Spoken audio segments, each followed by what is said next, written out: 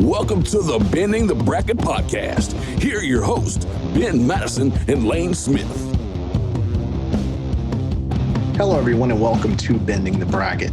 I am your host, Ben Madison, alongside Lane Smith. Lane, how are you today, sir?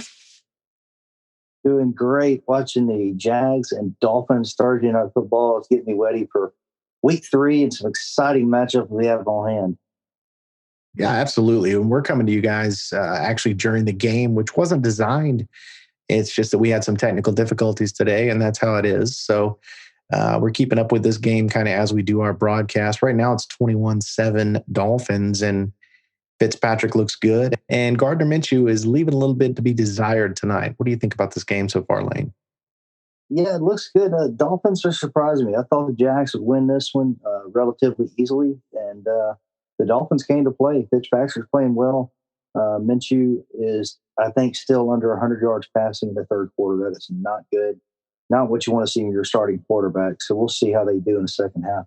Yeah, and this is why the NFL is so good, because just when you think you kind of have a beat on what's going on, things just, they shock you, and teams that don't have any business being up or dominating games. So we'll keep our tabs on that one. It's only halftime, and, I don't trust the Miami Dolphins to necessarily hold a lead, but right now they are doing that. So I want to start here. Why is it so hard for some fans to see that their team's quarterback is not elite? That's my question. There are a handful of quarterbacks that are consistent regardless of their surroundings. Their names are Mahomes, Wilson, Rodgers, and maybe Lamar Jackson. And that's it. That's your list. If your quarterback is not on this list, then your team may have a good quarterback who needs the environment around them to be just right in order to succeed. Across the board, the talent at quarterback is better than it's ever been. But so much of quarterback success has to do with where they are drafted and the organization that picks them. There are 4, maybe 5 guys in the league who can have success in spite of their surroundings. But why do you think it's so hard for the Cleveland Browns to get a franchise quarterback? Because even the most talented players come in and are unable to overcome the dysfunction. We'll see with Baker Mayfield. He may be the exception to that rule. So far, he's had a lot of turmoil, and it's not really on Baker. It's just very hard to overcome a dysfunctional franchise. There are players who can do it. I believe Pat Mahomes is one of those players. I believe Russell Wilson is one of those players. When you look at Russ, yes, he was gifted a great defense in Seattle. But over the last few years, it's been all Russell Wilson. The defense is not what it used to be. And he's never had a good offensive line, yet he wins consistently. The team he had last year had no business competing for that division. They were a wild card team, but they were right there last game of the season with a chance to win the division. That's what makes these quarterbacks special. And the gap between these guys and quarterbacks like Dak Prescott or Kirk Cousins, it's a massive gap. Yeah, absolutely. I agree with you. Except I'm not sure about Lamar Jackson. I want to see more from Lamar Jackson. We had the 1 year, his rookie year. We didn't think he had the arm strength, and he certainly had the legs. He certainly could run, but he just didn't show a lot of arm strength. And then last year, we saw a completely different quarterback. He was bigger, stronger, put on a lot more muscle, and he was throwing the ball a lot better, and he was running too. And they had a good year. I don't know now. The defense is having a full year to figure him out. I'm very interested to see if that continues this year. And if it does, he's certainly in that conversation. I just want to see more than what I've seen thus far to put him in there with that kind of class of quarterbacks. Yeah, he's on the border for me. And the only reason I think he's on the border for me is because he went into such a great situation. He inherited John Harbaugh as his head coach. Baltimore, a very stable organization, 2 Super Bowls in the last 15, 20 years. Overall, just a good, stable organization. What I do like about Lamar is how much he has improved his game. As you said, he's got bigger, stronger. His arm is better. He's more accurate from the pocket now. And I think that plays well. So it's hard to say how he would do if he was to go to a Cleveland or a Detroit or the Jets, for example. But I like what I see so far out of him. Oh, no question. And it's a testament to him is he has gotten better every year. I mean, every year he has consistently taken care of himself and gotten stronger and gotten just his overall physical health is better and he's stronger, he's bigger, he's faster. And so every year he does improve on his game. And that's a lot to be said for that. And these athletes this day and age that do dedicate that time to their craft. It bodes well for him. And I hope he does have a good season. Absolutely. And Baltimore's a scary team. We're going to see them in a great matchup Monday night against the world champion Kansas City Chiefs. So, Lane, college football is back.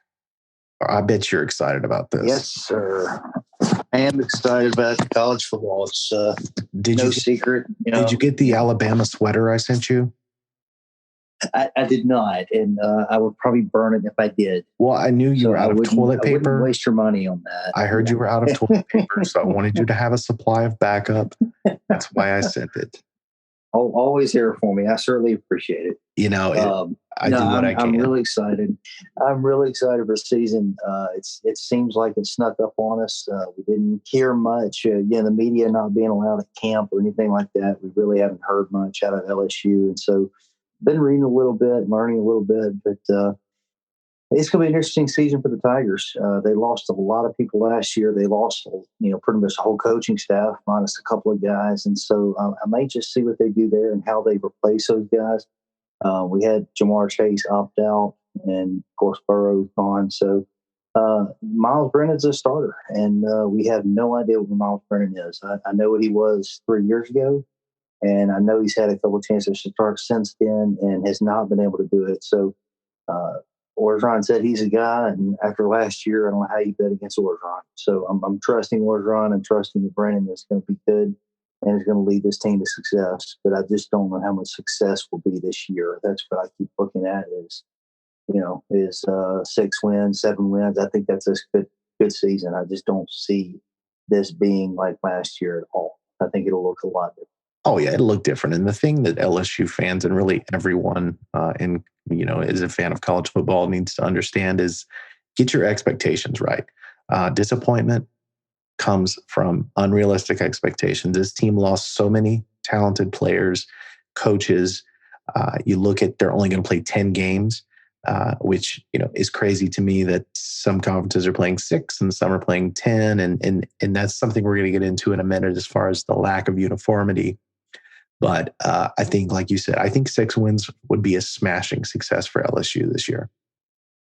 No, I agree. When they had Chase and they had some of the defensive guys that have now opted out, when they had those guys, I thought, hey, this can go 8-2, could be a real good year. But looking at what they've lost now, I just don't see how you can do any better than 6-4 right now. And hopefully I'm wrong. I'd love to be wrong, but I just don't see it. Yeah, so my goal right now is just stay out of the Independence Bowl. Absolutely. Well, I mean, that would be close, but when you look at it, you're going to see what Orgeron is made of as far as his recruiting pipeline goes, and what he'll be able to do there. So, like I said, I personally 6 wins. I think it's a great season for them. I think if they finish over 500 with all the obstacles they're looking at, I think it would be a good season. Well, I tell you, it would be. And this week is going to be tough. They're at Mississippi State this week, and Mississippi State went out and got Mike Leach from Washington State in the offseason, and you're going to air raid offense to the SEC. It's going to be very interesting to see him go up against SEC defenses, starting with LSU. And I'm looking forward to that matchup. I think it's an underrated matchup. A lot of people aren't talking about it. But I think Mississippi State's got a chance to hang with LSU this week, and it should be fun to watch. Yeah, it's going to be fun. And another one that I'm so excited about is to see Lane Kiffin come to the SEC. I think Ole Miss is going to turn it around with Lane. And look, the guy can flat out coach. You may not like him too much. Some people don't like him for some reason. He may have been in a little bit over his skis at USC, but everywhere he's gone, the offenses have thrived. And when he was Nick's offensive coordinator, that team had more explosive offensive power than any other time I've ever seen under Nick Saban. So I fully expect him to have Ole Miss in the thick of things within a couple of years. No, I agree. I think he will. And look, Ole Miss is a tough place to coach because they're not the top dog. Mississippi State's the top dog. Ole Miss doesn't get the same talent. And now you've got Jackson State, Deion Sanders coming in, making a splash. They're talking about hiring Warren Sapp and Terrell Owens. So imagine being a high school recruit and Deion Sanders comes in and tries to recruit you to Jackson State. It'd be hard to say no to prime time. Yeah, that's the coolest thing ever when I saw that story. And not only is Deion Sanders the new coach at Jackson State, he is possibly bringing in Warren Sapp as his defensive line coach and Terrell Owens as his wide receiver coach. I mean, you talk about a star-studded coaching staff. That's what I'm saying. That's amazing. Yeah. Amazing. I don't know how you turn that down. All of a sudden, Mississippi, that, is definitely a close your eyes and drive through state, is just going crazy with college football. It's fascinating. Oh, absolutely. And it hurts recruiting all over. I mean, LSU's going to hurt from this because, as we said, if that coaching staff is really going to look like that, it's going to be really hard for these recruits to go to LSU over Jackson State when they have that kind of coaching staff. And so I'm interested to see it, but Ole Miss especially because, Ole Miss, Mississippi State always get good recruits. Southern Miss is always intriguing. And then now you've got Jackson State. So you've got 4 schools that are going to be fighting for recruits. It's going to be fascinating to watch that. It will be fascinating, but I still think if your trajectory is the NFL and you want to improve your draft class as much as possible, I think that deciding between Jackson State or Ole Miss and LSU is pretty easily a choice for LSU, just because of how many players LSU puts into the pros. Same with Alabama. I think if you're a top class guy, it's going to be hard to pass those up to go to somewhere like Jackson State, Ole Miss, Southern Mississippi. Oh, am I wrong on that? No, you're right to an extent, but just picture this. Right? The first couple of years is going to be tough. He won't get much, but Just picture year 3 or 4 when you got Jackson State, which has never been relevant, and now all of a sudden they're ranked in the top 25 and they're consistently winning, 8 to 10 games a year. Then all of a sudden you start looking at recruits, and it's a whole different ballgame. That's a good point you make for sure. And talking, we're going to wrap up college football here, but just talking a little more about that. The thing that I think drives me crazy about college football, and I'm a fan, don't get me wrong, but I'm an NFL guy. 7 out of 7 days, I'm an NFL guy. And I think the reason for that is the uniformity. You have divisions, everyone plays the same games, everyone plays similar schedules. And college to me is to a point where it's past the need for some kind of commissioner. And I think we need to dissolve the conferences and go more to divisions. And I think if we were to do that, we would have such a better product. Not that college football is not great, because it has certain aspects that you just can't get in the NFL, from the energy, obviously the love of the game. But I think if you just had more uniformity across Division I, I think it would really take college football to that next level. What are your thoughts on that? Oh, absolutely. No doubt about it.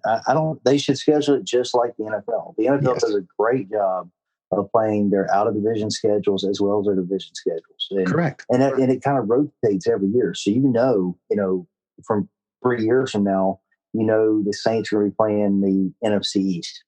Right. In addition to their division. So you kind of have it all figured out. So college, if they follow that same thing, I mean, just imagine LSU opening up with Ohio State. Oh, yeah. I mean, that is a ratings go-getter. That would be Super Bowl numbers.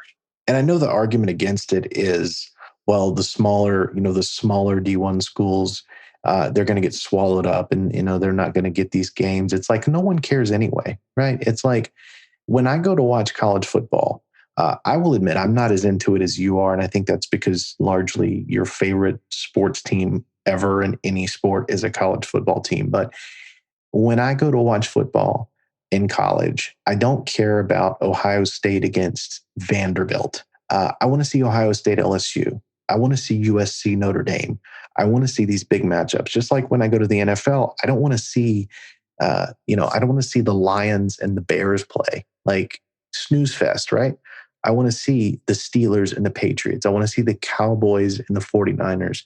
And to me, college football needs more big matchups. No, I agree. They do, and they've done better the last few years. They've had big opening weeks, but that's got to continue. But I think there is a place for the small Division One schools too. I don't think it's a bad thing to have Ohio State playing Vanderbilt. That can be good. Not as not a ratings go getter, and it doesn't get a lot of people interested in the product. But just for the experience of the players and their program, I think it's good.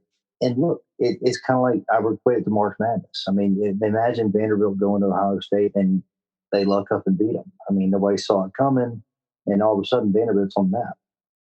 You get some of those upsets every now and then, but I feel like college much more than the NFL. And obviously, there's reasons for this, like recruiting and school size and budgets and all that. But college is more so, you kind of know who's going to win the game a lot of times before you go into it. And I think that's just because there's so many programs and the talent level, it varies so much.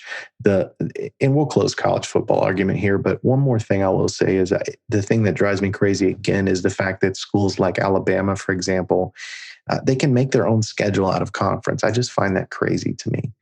No, I agree. And the schools shouldn't be making their own schedules. You should have one person that's in charge of making schedules. Absolutely. Or have an office of people that are in charge of making schedules. And but to go back to it, who saw Troy coming into Tiger Stadium 3 years ago and beating LSU? I think I predicted that game. Happen. If I'm Those not, games happen. Yeah, I think I put 100,000 on Troy that night. No, I'm kidding. Oh, okay. All yeah, right. no one saw that coming. Yeah. No, but that's my point. Though you do have those games, and you think you know who's going to win. That's who should win, but it doesn't always go that way. So there is a place for the small schools, but Sure. Overall, yeah, you definitely want to see the two heavyweights playing against each other. Right. Exactly. So let's get back into the NFL now, and let's preview some of the bigger matchups for this week. There's about 8 or 9 games that really stick out to me as awesome, and it's fascinating that in week 3 we already have this many crucial matchups. I kind of want to start with the Texans and Steelers because this is one where I can't really get a feel for it myself. The Texans, just a brutal opening schedule. They've faced Kansas City and Baltimore so far, the best 2 teams in the AFC, arguably in the league. And now they go into Pittsburgh. What are your initial thoughts when you're looking over this game? Look, how do you pick it against Pittsburgh right now, the way they're playing? Roethlisberger has that offense going. Schuster looks good. Even the backfield looks good. Not as good as they need to look long term, but they're starting out okay. But that offense is healthy and they look good. And Mike Collins got them clicking on all cylinders right now. And conversely, you look at Houston, they've lost Hopkins, and Watson needs a receiver. He needs somebody to step up and say, "Hey, here I'm the guy." And nobody's doing that. And their defense is not the same. Watt is still not able to be counted on week to week. So I think the Texans are just going to struggle this year, and I'm looking for them maybe 6 wins. I just don't see the Texans being very good. So this game is good for the Steelers, but I just don't see it being a good game for the Texans. Yeah, I mean, I tend to agree with that. I think that the Texans are definitely going to take a step back this season. I think 7, maybe 8 wins is their ceiling.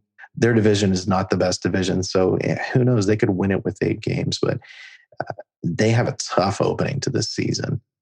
I just want to give you a little update on the Miami game now. The Dolphins with another touchdown. They're pouring it on now. It's 28-7 over Jacksonville.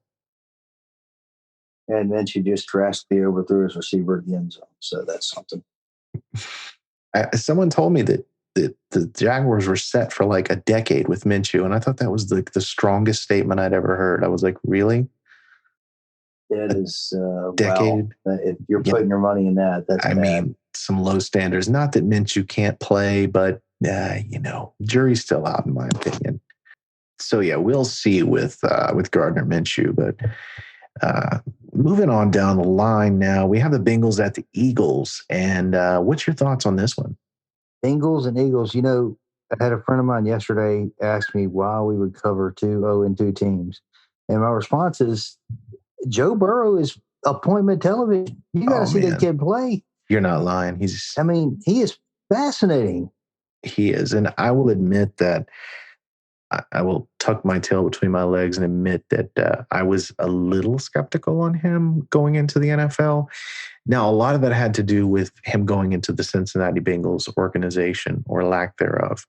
Um, but it doesn't matter. The offensive line doesn't matter. The lack of run game doesn't matter.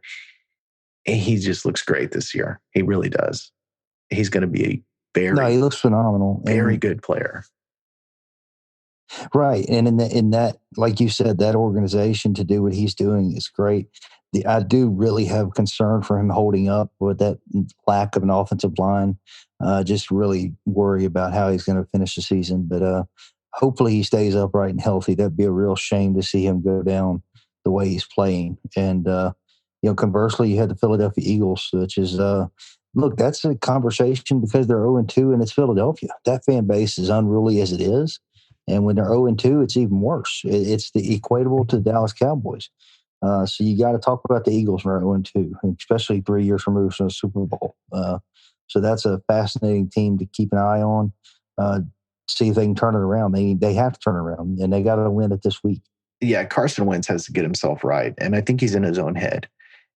When you look at his mechanics, they're terrible. He's so talented. He's a quarterback prototype. He's big. He's strong. He's got a strong arm. He can move. He's elusive. But players like that, a lot of time, will fall into sloppy mechanics because they rely too much on their physical talent, their gifted abilities. And so they really need to go back to the drawing board with him because he has a really high ceiling. We saw that in 2017. Probably would have won the MVP had he not had the knee injury. And he just hasn't been the same since. So I think it's time for them to really go back to the drawing board with him, get his mechanics right, and see what he can do. Because I'm going to tell you right now, they drop this game. They start 1-5, for example. You're going to hear a lot of Jalen Hurts talk. Oh God, yes, and I don't think it's going to happen. I mean, you got Wentz signed to that extension. I just don't see. I don't see them going away from Wentz this season. They're going to give him every opportunity, and but I'm with you. I mean, if you go 0-3, especially losing to the Bengals, I mean, as bad as they've looked, as inept as they've looked, to be at home and you drop to the Bengals, that would be a really bad look for Philadelphia. Yeah, I don't see that happening, but we'll see. I mean, we never know in the NFL, right? Really don't. Let's move on over to or up to New England rather, where they're going to host the New England Patriots are going to host the Las Vegas Raiders. Still getting used to saying that one. The line on this one is Pats by 6, and I like the line. In fact, I think it's a little low. Raiders are 2-0, a surprising start so far. Big win over the Saints Monday night.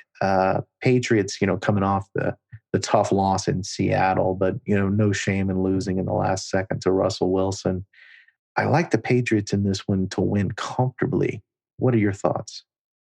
Yeah, look, the Patriots win this game by 10 points or more. I just don't see it staying close.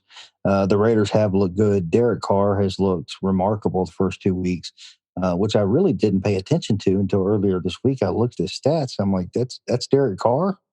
Yeah. He's putting up Russell Wilson-like numbers in the first couple of weeks. So if I'm interested to see how they do, but the Patriots being at home, that's a tough ask for the Raiders to go in there and beat them or keep it close the way the Patriots are playing right now and the way Cam Newton has that offense rolling. Yeah, this is a measuring stick for the Raiders because should they go in there and hang one on the Patriots? Obviously, the Patriots are much different than they have been for 20 years, but we see through 2 weeks that they're still the Patriots. They're still Bill Belichick's Patriots. They're still a really good football team. And so if the Raiders could go in there and hang one on them, I think that's the point in which people would say, oh, wow, they may actually be a real football team. Like they may actually compete against the big dogs. I don't see it happening. It could happen, but I don't know. Hey, look, everything I've seen this year, you have to say it could happen because there's a lot of things I've seen this year. I mean, who saw the Chargers keeping it close with Kansas City last week? So yeah, that's very true. Happen. That's very true. I want to move over to Minnesota now, where the Vikings have a very disappointing 0-2 start. Kirk Cousins looked terrible last week. And it's crazy that he's made more money than any other quarterback over the last 5 years. He's played the business aspect of the game right. It's just the football that he sometimes forgets to play. They're going to be hosting the Tennessee Titans, who are 2-0, coming off the AFC Championship appearance last year. They appear to have picked up right where they left off. Not overly impressive in their 2 wins, but 2 wins is 2 wins. What are your feelings on this one? Yeah, look, I don't see Tennessee losing to Minnesota. I really don't. But Minnesota needs this game, and they're at home. And Cousins has got to look like an $85 million quarterback, because right now he looks like he should be making a league minimum. He has not played well at all the first couple of weeks. Right. He looks like he should be on that Cam salary. Yeah, right. And there's no reason they should be 0-2 with that offense. With Dalvin Cook, Adam Thielen, Justin Jefferson, there's no reason they shouldn't be playing better on offense. And I know that Minnesota started off slow last year and they picked it up and they went to the playoffs. So, you never know. This team could do that, especially with that offense, but it's not looking good starting out, and Tennessee is going to give them a really tough game. Yeah, that's all good points. And this is what I was talking about in the beginning. It's like if you run the Vikings, are you really thinking in your head that Kirk Cousins is going to do it for us? Like, is that just a pipe dream, or do you truly believe that Kirk Cousins can be consistent enough to win 3 or 4 playoff games and win you a Super Bowl? To me, it's so cut and dry. I don't understand why these teams just stick with these players that are good. They're fine. But you see all this young talent coming out at quarterback. And to me, if they have a disappointing season, a 6-10, a 7-9, and Cousins struggles all year, it's time to cut the cord. No, I agree. You have to. And I just don't know what Minnesota's going to do. Man, they've locked into him for $85 million. It's hard to walk away from that. It is. And it's the same with the Eagles. And look, I don't think the Eagles are anywhere near walking away from Carson Wentz. I think he's just struggling right now. But, at some point, these teams have to understand that some of these guys just can't get it done. Right. And I think that a lot of these teams, it's easy to move on, but you've invested so much time and money into some of these guys like Carson Wentz and like Kirk Cousins. And so it's hard to just, okay, the next man up. But you can't really say that with those guys. It's like the Saints with Drew Brees not playing well. You can't be the Saints and, okay, you know what, Brees, thanks for all you've done. We're going to put you on the bench and put Taysom Hill in now. Right. I think it's different with them, though, because I think, if you look how long Drew Brees has been in New Orleans and what he's done for the city, how long he's served that franchise, he made that franchise what it is. I think it's more of a loyalty thing for them that they just, they wouldn't do that to him even if he really continued to struggle. Not that he's struggling on the level of Kirk Cousins, but overall, I just think it's a little different with that. And to an extent, like it was with Brady, although the Patriots really had no problem moving off of Brady. So no, they looked okay. Yeah, they looked fine. I think they upgraded at quarterback. Yeah, seemed to work out well for them. Exactly. So speaking of the Patriots, we're going to stay in their division and look at the Buffalo Bills. Josh Allen, Joe Montana Allen, looking crazy good. What did you say? He had like almost 800 yards through 2 games? Yeah, he has looked phenomenal through 2 games. He is putting up numbers that I did not think that Josh Allen was capable of putting up. Just, you see Josh Allen play the last couple of years. You knew he could play. You knew he could run. But this year he's doing it with his feet and he's doing it with his arm. His arm has looked great. And he's got that offense absolutely rolling going into week 3. And I think that they got a real chance to knock off the Rams this week. You look at, Josh Allen's thrown for 729 yards passing and 6 touchdowns. That's it. Yeah, I know. That's right? it, right? Yeah. Yeah, that's weak.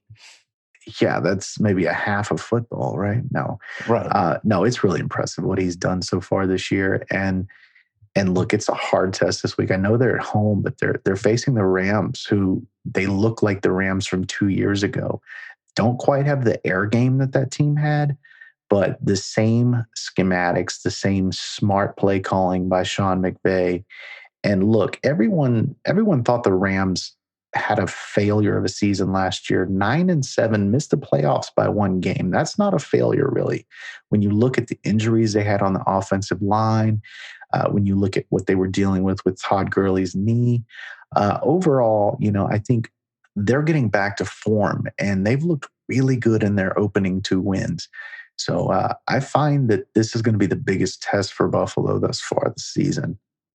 No question, it will be. I just for the Rams, I agree with you, but I just still don't trust Jared Goff completely. So I'm still kind of reserve my judgment on him. I haven't been overly impressed, but we'll see what he does. If he has another year this year like he had 3 years ago, then certainly that's a conversation. But I'm just excited to see Josh Allen, and to think that he could be over 1,000 yards passing by the end of that game Sunday is fascinating. It really is. It really is. And with Jared Goff, look, I think he can throw a really good deep ball. His consistency is what he needs to work on. But he throws a really pretty deep ball. But Sean McVay does such a good job of highlighting what Jared does well and masking what he doesn't do well. And so I think he has the perfect coach to where he can be a better player than he may really be, if that makes any sense. No, it does. And McVay is going to get the best out of his players regardless. McVay is an excellent coach. So it will be interesting to see how they finish the season. But yeah, Goff, if he can keep getting what he's gotten out of Goff the first 2 weeks, they're going to be fine. Yeah, they're going to be fine. Of course, they play in that juggernaut NFC West where you have 3 2-0 teams and 1 1-1 team. And that 1-1 team is the team that won the division and went to the Super Bowl last year. The San Francisco 49ers, of course, they're decimated with injuries, but it's early enough in the season where they may be able to recover somewhat from that. But it's going to be a dogfight in that division for 4 months to see who comes out on top. Right. And we'll get to San Francisco in a minute. I won't get too much into that, but I agree with you. The conference is tough. And, but the Rams are right there in the thick of things, along with Seattle and along with Arizona, from what we're seeing. So we'll be see how they finish out. Yeah, the NFL is crazy. And, we were talking about college and how it's sometimes unfair and uneven depending on the conference you're in. Well, I guess the same could be said for the NFL. I mean, you look at the NFC East and you compare it to the NFC West, and you've got the 0-2 Eagles right in the thick of things, 1 game out of first place, and you start 0-2 or 0-3 in the West, and you're done. So it's very interesting. Some teams draw the luck of the divisions, and some don't, I suppose. Absolutely, it's the way it's gone for years. And I never could understand when I was younger. People would always freak out and the Saints lost their first game of the season. I'm like, what's the big deal? It's 1 game. And the older you get, the more you start paying attention. Like, yeah, hey, that 1 game really comes back to hurt you at the end. Right, because they were in the 49ers division back then. So it made a difference. Yeah. Right. There was a guy called Steve Young, and before that, Joe Montana. So they were kind of good. They were okay. They were okay. Something about the team of the decade in the 80s. I don't know. I wasn't really paying attention. Right, yeah. Yeah. So speaking of the Saints, let's get to the Saints game. They're playing the Packers. They're hosting the Packers. If this game has the Saints by 3, which I think is a very generous line. If the dome was full and the dome was rocking, I would understand this line. But the way Aaron Rodgers and the Packers are rolling, double-digit victories in their first 2 weeks, just making short work of their opponents. What do you think about this one? Do I have to cover this game? I would say I just don't like this game. I would say I don't like you. The Saints just have not looked like the Saints. Certainly against the Raiders, they didn't look good at all. They started out great, and then the second half was a complete disaster. Defense didn't look great. Green Bay, on the other hand, is clicking on all cylinders. Aaron Rodgers still has a chip on his shoulder and is still reminding people why they should not have drafted Jordan Love. So I love what Packers are doing, and I think the Packers can roll in this one.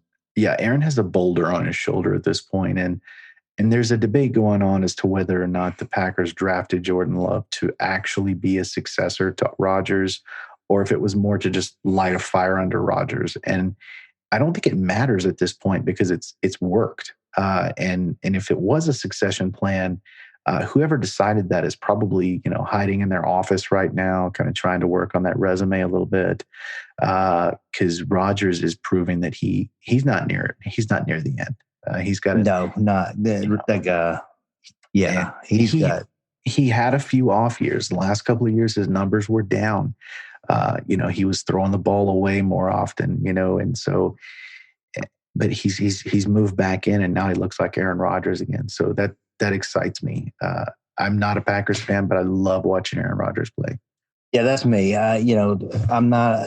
Well, I could say that. I love Brett Favre too, so I could say I'm a Packers fan. But Aaron Rodgers, if he's playing like he can be, he's fascinating to watch. He's so much fun to watch, and he's got a great deep ball. And when he's playing like this, you can't miss it. So let's cover one more game. Actually, we have two more games to cover. The next one I want to talk about is Dallas at Seattle. This is an interesting game to me. Seattle's secondary is not any good, and Dallas's secondary is not any good. Come to think of it, Dallas's defense is not any good. I think I might expect about 150 points in this game. What do you think about it?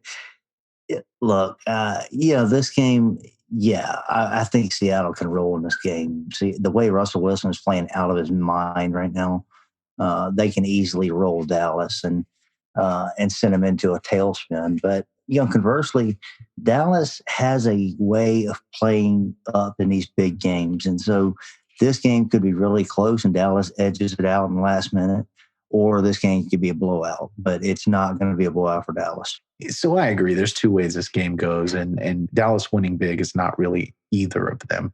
It's going to be either a very narrow game, a very close game, or it's going to be a Seattle rout. I like Seattle in this game just because, like you said, Russell Wilson, Dak Prescott played well last week. He lacks consistency week to week. If he plays again like he played last week, then I think we're in for a hell of a ball game. But we'll see. If he plays like he did last week and they pull this game out, then all of a sudden you're starting to talk about Dallas in the playoffs. And a couple of weeks ago, we didn't know if that was going to be a possibility. Well, just like every season, they start off as the perennial favorite for the Super Bowl. And then, they start about 2-2 or 3-3, and then we start to get back to reality. So, we'll see. But winning in Seattle would do a lot for them, especially after losing the opener and finding some way to win last week. I still can't believe that happened. I mean, they were 0-2. Everybody was already writing their obituary, and then they pulled that out. So we'll see how their season goes. I'm still looking at them as a 9-win football team. Yeah, I think 9 wins is about right. I like that roster, but their defense is so banged up, and they got a lot of players hurt. And so I think 9-7 that's a good season. I mean, for McCarthy's first season, you'd be happy at 9-7. Yeah, I think, and again, I think going back to expectations, I would look at that as a pretty good season. You may say, well, that's only one game better than they were last year, and that got Jason Garrett fired. But it's different this year. They have injuries. It's a new system. There's no preseason. 9-7 has a shot of getting you in the playoffs with a 7-team format. So overall, I think, if they can win 9 or 10 games, you got to say, hey, that's a pretty good season. A lot of Cowboys fans are saying, 13-3, 14-2. You can't listen to that. They're not at the top of the NFC, and they're not a top class of football yet. But we'll see if they can get there. I wanted to move into one last game, and that's the world champion Kansas City Chiefs going to Baltimore to face the Ravens. And look, this speaks for itself. This is the best two football teams in the National Football League. What do you think about this one? This one, you try to pick a favorite and you just can't. I mean, look at these teams and the way they're starting off the year. They look so evenly matched. I would give Baltimore the edge on defense, but I think Kansas City can overcome any defense. No defense scares me because Patrick Mahomes is Patrick Mahomes, and he's unbelievable. He's playing out of his mind. So I think Kansas City, I would give them the edge, but it wouldn't surprise me at all to see Baltimore pull it out. Yeah, it's one of those games where I wouldn't touch it with money. I wouldn't lay real money on it to save my life because you have no idea. The Ravens -3 is the line. I think it's right where it needs to be just because the Ravens are at home. If this game's at Arrowhead, I think the Chiefs are probably a 2.5 point favorite. We'll see. But I think this is an important game for Lamar Jackson because he's 0-2 against Mahomes in his career. He still doesn't have that playoff victory. And while this is just week 3 of the season, if he are to drop this one, see, the narrative is slowly building on him that he can't win the big game. This is considered the biggest game so far this season. And while losing this game wouldn't really do anything for their season, they're going to be fine and they're going to make the playoffs. And it's really going to be about what can Lamar do for me in the playoffs. This would still be a big step in the Ravens saying, hey, look, we know you won the Super Bowl last year. We're going to take it from you this year. If Lamar doesn't win this game in week 3, then he's going to go the rest of the year hearing that same narrative. He can't win the big game. He can't beat Mahomes. And so then you get to playoffs and they end up playing in the divisional round. And then what? I mean, that's in your head. Yeah, absolutely. And I think this is going to be a real test for Lamar Jackson. I expect Baltimore to win. I would pick Baltimore to win this game. I think Baltimore wins this game by a touchdown, actually. I'm going to go that way. But again, it wouldn't surprise me to see the Chiefs pull it out. But I can't wait for that game, just to watch the game. No favorites, just want to watch a great game of football between the best 2 teams in the league. And we'll see what happens. Now I want to move into what we call deadlock picks. We're each going to pick 2 games that we're pretty much guaranteeing a victory for. I like the Eagles over the Bengals. I think that this is a must-win for the Philadelphia Eagles, for Doug Peterson to prove that he still has control of this team, and for Carson Wentz to prove that he can get right. Now, I know they're playing the Bengals, so they should win. On paper, they should win by 14. But we thought that in week 1 when they played the Washington football team, and they ended up blowing that one. So they just need a victory. It doesn't matter who they play or how they do it. They just need a victory. I think they get it done this week. I love the Eagles over the Bengals. My other pick, surprisingly enough, is the Vikings over the Titans. I don't know what Kirk Cousins will do, but I know Mike Zimmer's a good coach. So I think the Vikings going back home, really needing to get a victory, especially playing in the NFC, I think they get that done. So I'm going to go first pick. I got the Giants upsetting the 49ers. What? I like the Giants in this game. Yeah, I do. I think 49ers on injury. I don't think Garoppolo is going to play. If he does play, this might be a different conversation. But New York Giants, Daniel Jones, I like what he's doing. And I like the Giants being at home this week. I got a feeling about Daniel Jones, a young kid. I think he can upset the Niners just based on the injuries they have and what amazing. They're trying to battle through. It's amazing. No Saquon Barkley, and you're still going Giants. That's a bold deadlock pick. What's your other deadlock pick? Yeah, I think I'm going to go the second pick. I really like the Chargers this week. I think they can win outright. I like what Herbert looked like in his first game, played unbelievable, getting to start again, being at home again. They're playing the Panthers. Panthers haven't looked terrific. They don't look bad by any stretch, and Bridgewater's playing well. But I'm going to go with Justin Herbert and the Chargers this week. So you have Chargers to beat the Panthers, and you have Giants over the Niners in the upset of the century. I think you could play quarterback for the Niners and win that game. That's a really interesting pick for me. We're going to see. You're either going to be really right and look like a genius, or you're going to be really wrong. And I could be too. Look, the Bengals hang one on the Eagles. That's going to make me look foolish as well. So that would make me really happy. Yeah, wouldn't it though? I'd love to see a quarterback controversy in Philadelphia. That would just make my day. Well, it's been fun. Let's take one more look at the Jaguars game and see how that puppy's going before we let you all go. Well, let me tell you, I got it on my TV right now. Jacksonville's forced. They finally scored a touchdown, but being Jacksonville, they missed the extra point. So it's 28-13. Miami with 7:20 left. Oh, that game's a wrap. 7 minutes left. Yeah, it's over. Yeah. It's over. The Fighting Minshews are going to fall to the mighty Fitzpatricks.